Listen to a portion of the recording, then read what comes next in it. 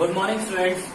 आज मैं आपको प्रकाश और प्रकाश के परावर्तन जो चैप्टर पढ़ा रहा था उसमें मैंने आपको प्रकाश क्या होता है, प्रकाश किस प्रकार गति करता है और प्रकाश का प्रकीर्णन कैसे होता है, प्रकाश की प्रकीर्णन क्षमता कितनी होती है, ये सब मैंने आपको समझा दिया था। मैंने समतल दर्पण से प्रकाश क्या कार्य करता है, अवतल और उत्तल तीनों दर्पण के बारे में मैंने आपको बताया था। अब मैं आपको आज अवतल दर्पण द्वारा प्रतिबिंब कैसे बनता है वो बताने जा रहा हूं। तो याद रखिए, अवतल दर्पण द्वारा प्रतिबिंब बनने की केवल और केवल 6 स्थितियां होती हैं। 6 स्थितियां, इन 6 स्थितियों को आप लोगों को याद रखना है तो आप लोगों का ये चैप्टर पूरा तैयार हो जाएगा। देखिए, सबसे पहली चीज, जब वस्तु अनंत पर हो,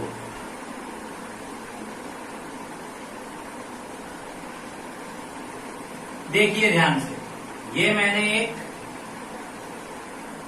दर्पण बना लिया। फिलहाल अभी ये दर्पण नहीं बना है, ये एक लेंस है, क्योंकि दर्पण वो होता है जिसमें एक तरफ पॉलिश की जाती है। कभी कोई आपको इस तरीके से ड्रॉ करके बोल दे कौन सा दर्पण है, तो बताने नहीं लगिएगा कि सर ये उत्तल दर्पण है या अवतल दर्पण है, या बोलिएगा उनसे कि सर पहले इस पे पॉलिश कीजिए। पॉलिश करने से पता चलेगा कि ये दर्पण कौन सा है। देखिए, मैंने सबसे पहले इसके बाहरी सरफेस पे ये मैंने कर दी पॉलिश। पॉलिश करने से ये मेरा दर्पण बन गया। अब इसमें एक ये मुख्य अक्ष रेखा खींची, ये जिस बिंदु पे काटी उसको हमने बिंदु P दिया, जिसको हम लोग बोलते हैं ध्रुव यानी पोल, और इस लाइन को बोलते हैं मुख्य अक्ष यानी प्रिंसिपल एक्सेस। इसमें ये बिंदु होता है हमारा F और दूसरा बिंदु होता है हमारा C। F का मतलब होता है फोकस, C का मतलब होता है सेंटर ऑफ कर्वेचर। ठीक, अब C और F क्या है ये मैं आपको दर्पण पूरा प्रतिबिंब बनना बता दूं, फिर मैं आपको बताऊंगा ये क्या होते हैं। देखिए, जब वस्तु अनंत पे होती है तो अनंत पे आने वाली प्रकाश की किरण मुख्य अक्ष के समांतर चलती है और दर्पण से टकराने के पश्चात फोकस से होती हुई निकल जाती है। यही काम होता है जब नीचे से कोई एक किरण आती है, ये भी दर्पण पे टकराने के पश्चात फोकस से निकल जाती है। तो देखिए, हमें अनंत से आने वाली वस्तु का प्रतिबिंब कहाँ प्राप्त हो जाता है, फोकस पर। यानी अनंत पे यदि कोई वस्तु है तो उसका प्रतिबिंब हमें कहाँ प्राप्त होगा, फोकस पे। तो लिखेंगे हम लोग अनंत पे स्थित वस्तु का प्रतिबिंब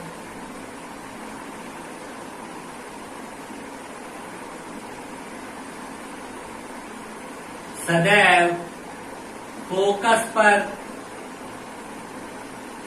बनता है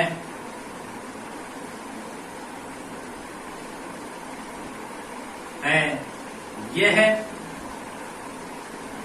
छोटा, उल्टा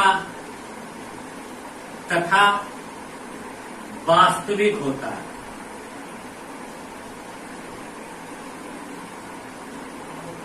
याद रखिए, तो पहला आपकी कंडीशन कैसी हो गई मैंने आपको समझा दिया। अब कंडीशन 2 देखिए, जब वस्तु सेंटर ऑफ कर्वेचर यानी वक्रता केंद्र के बाहर रखी हो। यदि वस्तु वक्रता केंद्र C के बाहर हो। देखिए कैसे करते हैं, क्या करते हैं, ये एक फिर से मैंने दर्पण ड्रॉ किया, इसके बाद इसमें ये मैंने पॉलिश करी। पॉलिश करने के पश्चात ये मैंने एक सीधी लाइन ड्रॉ करी, जिसको हम लोग किस नाम से जानते हैं, मुख्य अक्ष यानी प्रिंसिपल एक्सेस। अब देखिए, ये बिंदु हमने फोकस ले लिया, ये वाला बिंदु हमारा सेंटर ऑफ कर्वेचर यानी सी हो गया। अब वस्तु कहाँ रखी है? वस्तु वक्रता केंद्र सी से बाहर रखी, तो मान लिया मैंने वस्तु ये रखी है, इसका नाम मैंने ऑब्जेक्ट ओ डैश दे दिया। हमेशा एक किरण ऐसी होती है जो प्रिंसिपल एक्सेस के समांतर चलती है, यानी मुख्य अक्ष के समांतर। ये देखिए मुख्य अक्ष के समांतर किरण चल रही और दर्पण से टकराने के पश्चात कहाँ से निकल के जाती है? फोकस से। और दूसरी किरण आप देखिए सेंटर ऑफ कर्वेचर से होती हुई जाती है और दर्पण से टकराती है और जिस दिशा में जाती है और उसी दिशा में वापस चली आती है। इस प्रकार हमें वस्तु का प्रतिबिंब A1 और B1 प्राप्त होता है। यह प्रतिबिंब कैसा होता है? यह प्रतिबिंब उल्टा वास्तविक एवं आकार में छोटा होता है।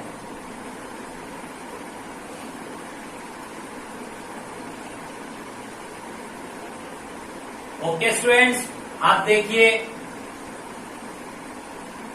नंबर 3 कंडीशन हमारी कौन सी है? हमारी तीसरी कंडीशन होती है, देखिए अनंत में थी, अब वक्रता केंद्र के पास लाए। अब वस्तु को, जब वस्तु वक्रता केंद्र पे हो,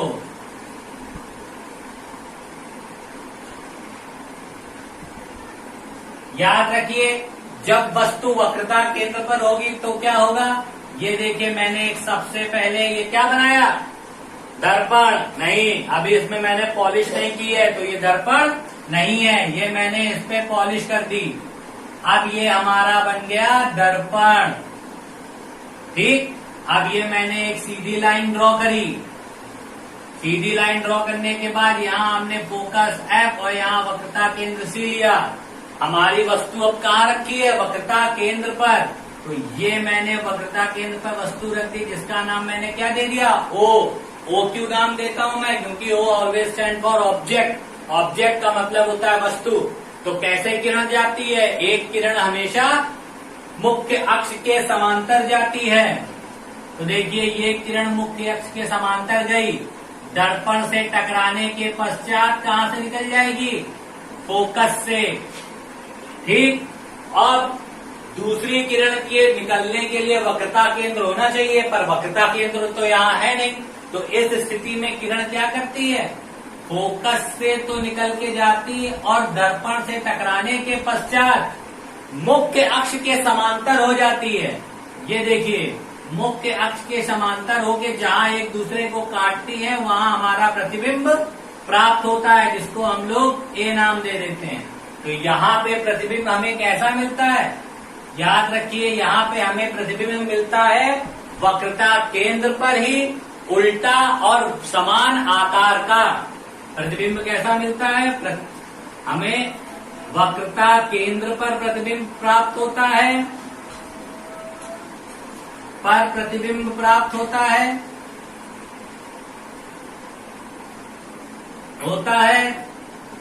तथा वस्तु की अपेक्षा उल्टा और समान आकार का होता है, और समान आकार का होता है, और समान आकार का होता है। अब नंबर 3 देखिए हमारा इसमें क्या होता है? नंबर 3 हमारा कंप्लीट। अब नंबर 4 देखिए, आप वस्तु को कहाँ लेके जाइए? वक्रता केंद्र और फोकस के बीच में। जब वस्तु वक्रता केंद्र तथा फोकस के बीच रखी जाती है। देखिए कैसे करते हैं इसमें। जब वस्तु वक्रता केंद्र और फोकस के बीच रखी जाती है, फिर से देखिए दर्पण बनाया मैंने। अब ये मैंने इसमें कर दी पॉलिश, ये मेरा दर्पण पूरा कंप्लीट बन गया। ये मैंने इसमें एक केस प्रिंसिपल एक्सेस ड्रॉ किया, यहाँ पे मैंने लिख दिया F और यहाँ पे मैंने लिख दिया C। अब वस्तु कहाँ रखी? वक्रता केंद्र और फोकस के बीच में। तो मैंने ये वस्तु रख दी। देखिए, जब ये वस्तु रख दी तो इसका नाम मैंने O एंड O' दे दिया। अब ये प्रिंसिपल अक्ष के समांतर गई, और प्रिंसिपल अक्ष के समांतर जाने वाली रेखा हमेशा कहाँ से निकलती है? फोकस से। और ये फोकस से ये निकल आई। अब दूसरी रेखा कहाँ से होके जाएगी? दूसरी रेखा का अगर प्रतिबिंब बनना है किसी भी वस्तु का, तो ये बात तो तय होती है कि प्रतिबिंब रेखा को प्रतिबिंब जिस वस्तु का प्रतिबिंब बनना हो उस वस्तु को छूना होता है। तो देखिए, आपकी रेखा इस वस्तु को छूती हुई यहां से जाती है और दर्पण से टकराने के पश्चात इसी मार्ग में वापस लौट के चली आती है। और जहां ये दोनों रेखाएं एक दूसरे को काटती हैं, वहां हमारा प्रतिबिंब O' प्राप्त होता है। ये क्या होता है? वस्तु की अपेक्षा बड़ा, उल्टा तथा वास्तविक बनता है। यह है प्रतिबिंब वस्तु की अपेक्षा बड़ा, उल्टा और वास्तविक होता है। ये इसके पॉइंट हो गए। अब 5 और 6 नंबर देखिए। 5वां नंबर, 5वें नंबर में क्या स्थिति होती है? जब वस्तु फोकस पे रखी हो, जब वस्तु फोकस पर हो, जब वस्तु फोकस पे होती है तो देखिए, तुरंत ये मैंने दर्पण बनाया, ये मैंने इस पे ऐसे पॉलिश करी।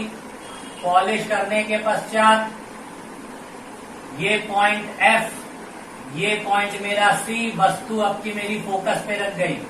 देखिए, वस्तु है, इसको हमने ऑब्जेक्ट O का नाम दिया, ये बिंदु P। अब देखिए, फिर वही काम, ये गई प्रिंसिपल एक्सिस के समांतर, और कहां से निकल के आएगी ये किरण? फोकस से होती हुई नीचे चली आई। अब हमने अभी भी आपको बताया था कि अगर इस वस्तु का प्रतिबिंब बनना है तो प्रकाश की किरण को इस वस्तु से टकराना होता है। तो जब प्रकाश की किरण इस वस्तु से टकराती है तो इससे टकराने के पश्चात दर्पण से टकराकर इसी मार्ग में वापस लौट आती है। आप देखिए, ये दोनों किरणें परस्पर एक दूसरे के समांतर हो जाती हैं। एक दूसरे के समांतर होने की स्थिति में ये एक दूसरे को कहीं काटती नहीं है और इसका प्रतिबिंब अनंत पे बनता है। तो याद रखिए, इसका प्रतिबिंब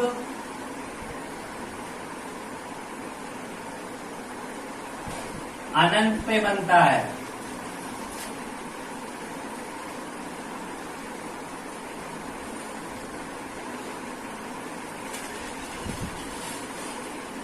ठीक है, इसका प्रतिबिंब आपको कहां प्राप्त होता है? अनंत पे बनता है। ठीक, अब अनंत पे प्रतिबिंब की स्थिति क्या होती है ये दर्शाई नहीं जा सकती। और सबसे लास्ट वाला है 6वां नंबर, जब प्रतिबिंब ध्रुव और फोकस के बीच, जब वस्तु ध्रुव और फोकस के बीच में रखी हो, जब वस्तु ध्रुव व फोकस के बीच हो,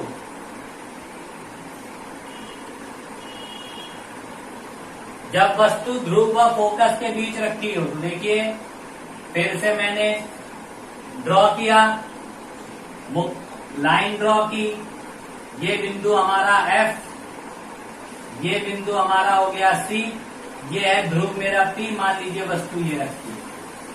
अब जब यहाँ पे ऑब्जेक्ट रखा है तो इस स्थिति में जब बस प्रकाश की किरण मुख्य अक्ष के समांतर जाएगी तो कहां से निकलेगी? हमेशा फोकस से। देखिए किरण कहां से निकली?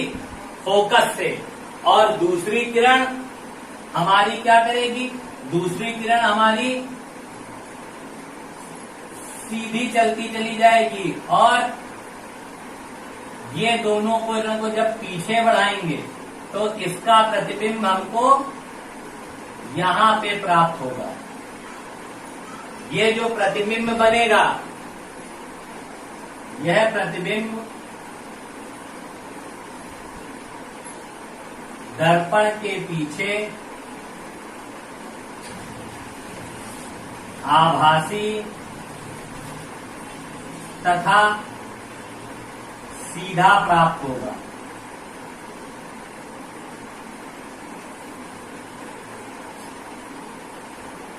तो इस चीज को आप लोग सब याद रखिए कि यदि कोई प्रतिबिंब ऐसा है जो सीधा बन रहा है तो वो सदैव आभासी होगा।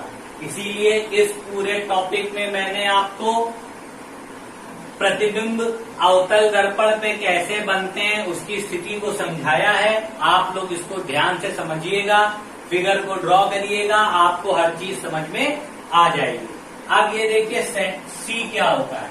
सी याद रखिए सेंटर ऑफ कर्वेचर होता है, क्योंकि अवतल दर्पण और उत्तल दर्पण गोलीय दर्पण के भाग होते हैं। मतलब एक गोले से काट कर दर्पण बनाया जाता है। तो गोले की ये मान लीजिए त्रिज्या है तो इतना हिस्सा काट दिया जाता है, तो ये हमारा बन जाता है क्या, दर्पण। तो जितना हिस्सा काट दिया जाता है वो हमारी त्रिज्या बनती है, और त्रिज्या की आधी हमारी फोकस दूरी होती है। तो इस तरीके से ये पूरा मैंने आपको प्रतिबिंब का बनना समझाया है। आप लोग इसको प्रैक्टिस करिएगा। जब घर में करिएगा तो स्केल का यूज करिएगा तो आपकी लाइन सीधी बनेगी। और इस वीडियो को ध्यान से देखिएगा, समझिएगा और अच्छी तरीके से इसकी प्रैक्टिस करिएगा। Thank you and have a nice day.